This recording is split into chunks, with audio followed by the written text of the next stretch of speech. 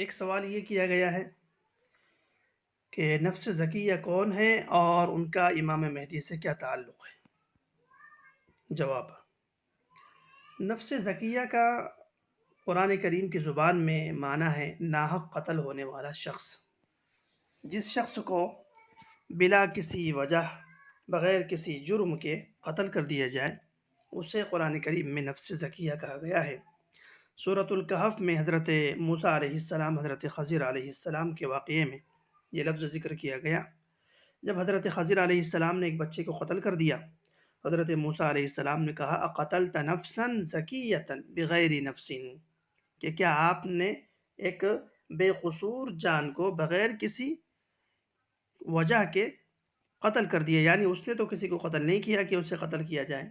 تو پاکیزہ نفس، بے قصور، ناحق قتل ہونے والا کوئی بھی شخص ہو، اسے نفس زکیہ کہتے ہیں۔ ایک جواب۔ دوسرا جواب: امام مہدی رضی اللہ عنہ کے دور میں نفس زکیہ کا قتل ہوگا۔ اس کا مطلب یہ ہے کہ ایک آدمی امام مہدی رضی اللہ تعالی عنہ سے پہلے قتل ہو گئے۔ روایات میں ہے، ایک روایت میں ہے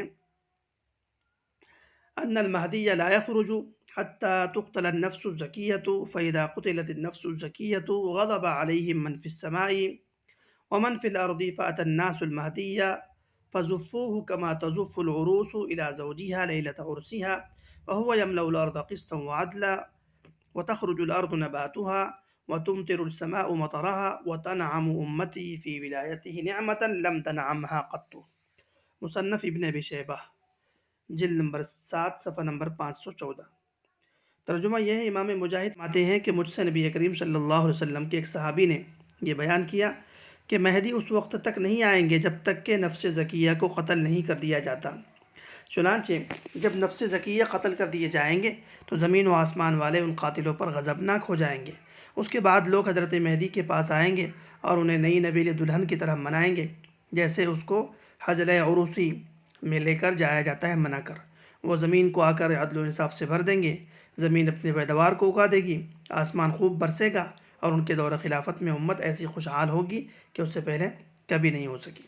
اسی طرح نفس زکیہ کے قتل کے سلسلے میں ایک اور روایت ہے کہ اذا بلغ السفیانی قتل النفس الزکیہ وهو الذي كتب عليه فحرم عامة المسلمين من حرم رسول اللہ صلی اللہ علیہ وسلم الى حرم اللہ تعالی بمکہ۔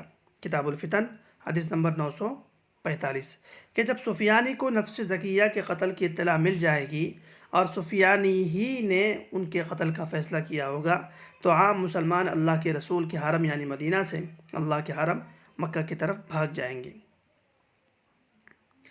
نفس زکیہ کون ہوں گے؟ نفس زکیہ سے پہلے عرض کیا کہ ناحق قتل ہونے والے ایک شخص مراد ہیں۔ امام مہدی کے زمانے میں کسی شخص کو ناحق قتل کیا جائے گا، اس کی اطلاع سفیانی کو ملے گی، ظالم بادشاہ کو۔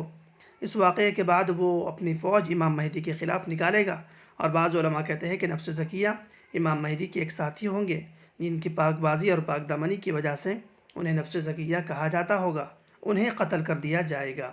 اور سعودیہ کا حاکم امام مہدی کو بھی قتل کرنا چاہے گا، لیکن اللہ تعالیٰ آپ کی حفاظت فرمائیں گے۔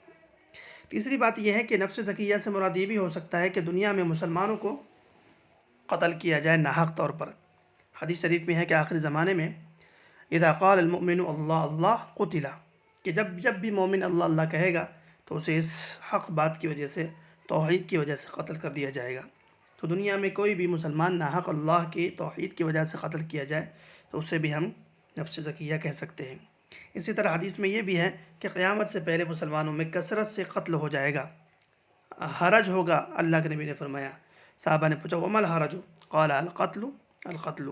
تو نفس اگر اس میں جنس مراد لیا جائے تو اس سے بہت سارے لوگ جو بغیر کسی قصور کے قتل کیا جاوے وہ بھی مراد ہو سکتے ہیں۔